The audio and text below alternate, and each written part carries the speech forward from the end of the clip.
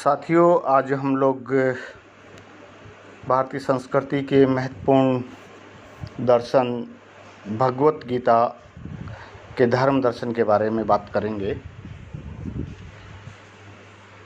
भगवत गीता का नाम आते ही महाभारत को उसके साथ में जोड़ा जाता है। जनमानस में एक धारणा है कि भगवत गीता भगवान श्री कृष्ण के मुख से प्रकट हुई और महाभारत के युद्ध के समय श्री कृष्ण के द्वारा अर्जुन को जो शिक्षा दी गई, अर्जुन को जो निर्देश दिए गए, वही गीता में समाहित हैं। ये उपदेश अर्जुन को श्री कृष्ण के द्वारा कुरुक्षेत्र के मैदान में दिया गया था, ऐसी मान्यता है भारतीय समाज में। महाभारत के भीष्म पर्व में 23वें पर्व से लेकर 40वें पर्व या अध्याय तक, 23वें अध्याय से 40वें अध्याय तक गीता के 18 अध्याय वर्णित हैं। महाभारत में मूलतः कौरव पांडव युद्ध की मूल कथा के साथ साथ अध्यात्म, रामायण, विष्णु सहस्त्रनाथ, अनुगीता, श्रीमद्भागवत गीता और हरिवंश पुराण समाहित हैं। महाभारत के युद्ध के समय की अगर हम बात करें साहित्यिक और पुरातात्विक स्रोतों के आधार पे, तो लगभग 5100 वर्ष पूर्व अर्थात 3102 ईसा पूर्व के आसपास में युद्ध हुआ। रचना काल की अगर बात करें महाभारत की, तो भाषा शास्त्रियों के अनुसार, इतिहासकार, दर्शन शास्त्री सबकी मान्यता है कि महाभारत की रचना युद्ध के पश्चात हुई और वर्तमान में जो स्वरूप महाभारत का हमें उपलब्ध है वो लगभग 4वीं शताब्दी ईसा पूर्व के आसपास का है, मिलता है। और गीता को भी लगभग इसी के समकालिक माना जाता है। भगवत गीता भी इसी काल की रचना मानी जाती, 4वीं शताब्दी ईसा पूर्व के आसपास की। बाली द्वीप से एक अत्यंत प्राचीन पांडुलिपि प्राप्त हुई है और इसमें 80 श्लोक हैं। अधिकांश विद्वान इसी को गीता की मूल पांडुलिपि मानते हैं, मूल प्रति मानते हैं। बाद में इसमें 700 श्लोक हो गए 80 से। गीता में 4 मनुओं की बात की गई है और उसके बाद में 14 मनु जुड़ते चले गए। कुछ पुराणों में 28 मनुओं की बात की गई है। उपनिषद काल में 4 मनु थे। गीता अपने आप में एक उपनिषद है। गीता में ब्रह्मसूत्र, तीनों वेद और वेदांत का उल्लेख है। गीता में सांख्य दर्शन तथा योग चरम पर दिखाई देता है हमें। गीता में मूलतः अहिंसा, शील, यज्ञ कर्म, पीपल की श्रेष्ठता, कुबेर, यक्ष आदि की पूजा का उल्लेख हमें मिलता है। गीता में अवतारवाद को पूरी तरह स्थापित किया गया है और श्रेष्ठ क्रम को योग बताया गया है। आधुनिक भाषा शास्त्री, इतिहासकार तथा दर्शन शास्त्री मानते हैं कि मूल रूप में गीता महाभारत का हिस्सा नहीं थी। उनका ये मानना है कि गुप्त शासकों के काल में एक प्रक्षेपक के रूप में, एक परिशिष्ट के रूप में जोड़ी गई है, क्योंकि 5वीं शताब्दी ईस्वी में जब फाहियान भारत में आया तो लिखता है कि भाइयों के बीच झगड़े को लेकर लिखे गए एक बड़े ग्रंथ में उपदेशात्मक वचनों को जोड़ने को लेकर उन दिनों देशवासी चर्चा करते थे। इस प्रकार का फाहियान उल्लेख करता है। तो प्रोफेसर दामोदर धर्मानंद कौशाम्बी, डी कौशाम्बी कहते हैं कि गीता पहले अलग ग्रंथ थी। गुप्त काल के आसपास ये महाभारत में सन्निवेशित होगी। वर्तमान में महाभारत का एक हिस्सा बनी हुई है। मूल में 80 श्लोक थे, धीरे धीरे ये 80 श्लोक 700 श्लोकों में बदल गए आधुनिक शोध के आधार पर गीता का रचना काल 5वीं शताब्दी ईसा पूर्व के आसपास माना जाता है। ये माना जाता है कि मौर्यों से लगभग 100 साल पहले गीता की रचना हुई या गीता इस रूप में उभर कर सामने आई। बाद में अनेक शताब्दियों में मूल पाठ में अनेक हेरफेर होते रहे, बदलाव होते रहे। समय और परिस्थिति के अनुसार इसमें परिशिष्ट जुड़ते चले गए। डॉक्टर सर्वपल्ली राधाकृष्णन कहते हैं कि गीता का रचना काल 200 ईसा पूर्व में के आसपास होना चाहिए। उनका कहना है कि शुंग काल में गीता की रचना हुई। इसका वर्तमान स्वरूप ईसा की 2री शताब्दी में किसी वेदांती के द्वारा तैयार किया गया हुआ उनका ये मानना है। गीता के प्राचीन स्वरूप की अगर हम बात करें तो गुप्त काल से पहले भारत में एक भी ग्रंथ ऐसा नहीं मिलता जिसमें भगवत गीता का उल्लेख हो। गुप्त काल से पूर्व जितने भी ग्रंथ रचे गए उनमें गीता का उल्लेख कहीं भी नहीं आता।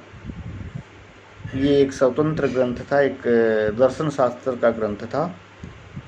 भगवान की वाणी के रूप में मान्यता नहीं मिली थी उस समय तक। आज की गीता से इसका दर्शन भिन्न था। पाश्चात्य विद्वान हॉपकिंस कहते हैं कि गीता का अब जो कृष्ण प्रधान स्वरूप मिलता है वह पहले कोई पुरानी विष्णु प्रधान कविता थी और उससे पहले वह कोई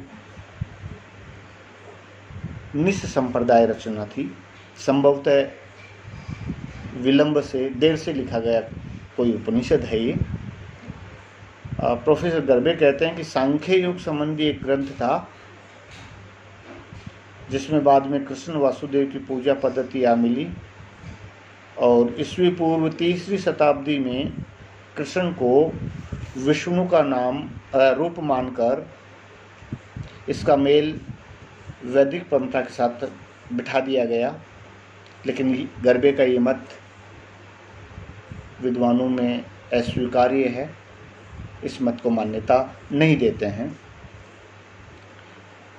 कीथ, बार्नेट, फुरकहार ये गीता को एक उपनिषद मानते हैं और वो कहते हैं कि कृष्णवाद से जोड़कर वर्तमान रूप लिखा गया है। सुकरात के विचारों में गीता का प्रभाव दृष्टिगोचर होता है, ऐसा विद्वानों का मानना है। जबकि भारतीय मानते हैं कि भारत में श्री कृष्ण के जन्म से बहुत पहले से बहुत से उपनिषद मौजूद थे। भगवान श्री कृष्ण ने उन उपनिषदों के श्रेष्ठ विचारों के सार को गीता के रूप में उच्चारित किया। अतः ये कहा जा सकता है कि गीता के विचार किसी एक समय में प्रकट नहीं हुए, ये सैकड़ों वर्षों के चिंतन का परिणाम है जो ईसा से लगभग 500 साल पहले ठोस रूप ले चुके थे। बाली द्वीप से मिली गीता के 80 श्लोकों को गीता का एक प्रारंभिक स्वरूप माना जाना चाहिए, ये विद्वान भारतीयों का मानना है। तो फिर गीता का वास्तविक लेखक कौन था? ये प्रश्न अपने आप में एक महत्वपूर्ण प्रश्न है। ये ठीक है कि कृष्ण ने उपदेश दिया और अर्जुन ने उन उपदेशों को सुना। स्वयं कृष्ण गीता में एक जगह स्वयं कृष्ण कहते हैं, हे अर्जुन, तुझसे पहले मैं गीता का पावन ज्ञान सूर्य देव को सुना चुका हूँ। लेकिन प्रारंभिक साहित्यिक ग्रंथ जितने भी हैं, बहुत सारे ग्रंथ ऐसे हैं उनके लेखकों का ज्ञान हमें नहीं है। इसी प्रकार गीता के रचयिता के नाम भी ज्ञात नहीं है। वेदव्यास महाभारत के पौराणिक संकलन करता है और गीता में अगर 700 श्लोक मिलते हैं तो ये संभव नहीं है कि युद्ध के मैदान में इतने श्लोकों की रचना करना संभव नहीं है। हमें बहुत सारे साहित्यिक साक्ष्य मिलते हैं जो गीता की उपस्थिति को दर्ज करते हुए हमें दिखाई देते हैं। सबसे पहले हम लेते हैं 4वीं शताब्दी ईस्वी के गुप्तकालीन कवि कालिदास के ग्रंथों, रघुवंश और कुमार संभव, इन दोनों में गीता का उल्लेख मिलता है हमें। 7वीं शताब्दी के हर्षकालीन कवि बाणगढ़ भट्ट के ग्रंथ कादंबरी में भी गीता का उल्लेख मिलता है। 5वीं शताब्दी ईस्वी में फाहियान आया। फाहियान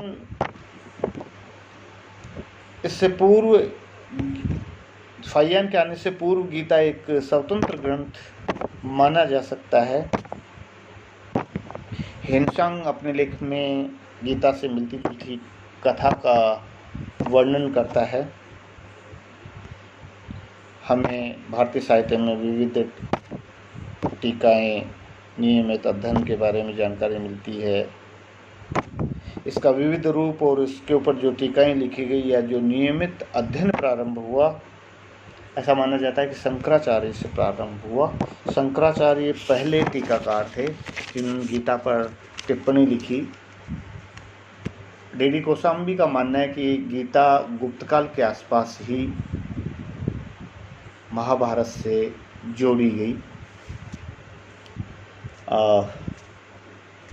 गीता किसी एक लेखक की लिखी हुई थी है। उसे बहुत लंबे कालखंड में बार बार परिवर्धित, संशोधित करके वर्तमान स्वरूप तक लाया गया है। गीता का विचार निश्चित रूप से भगवान कृष्ण से पहले से मौजूद था। गीता अपने आप में एक उपनिषद है। गीता की जानकारी हमें कठोपनिषद, ईश और मुंडको उपनिषद में भी मिलती है। गीता में कुल 18 अध्याय हैं। पहला अध्याय अर्जुन विषाद योग, दूसरा सांख्य योग, तीसरा कर्म योग, चौथा अध्याय ज्ञान कर्म संन्यास योग, 5वां अध्याय कर्म संन्यास योग, छठा आत्म संयम योग, 7वां ज्ञान विज्ञान योग, 8वां अक्षर ब्रह्मा योग, 9वां राजा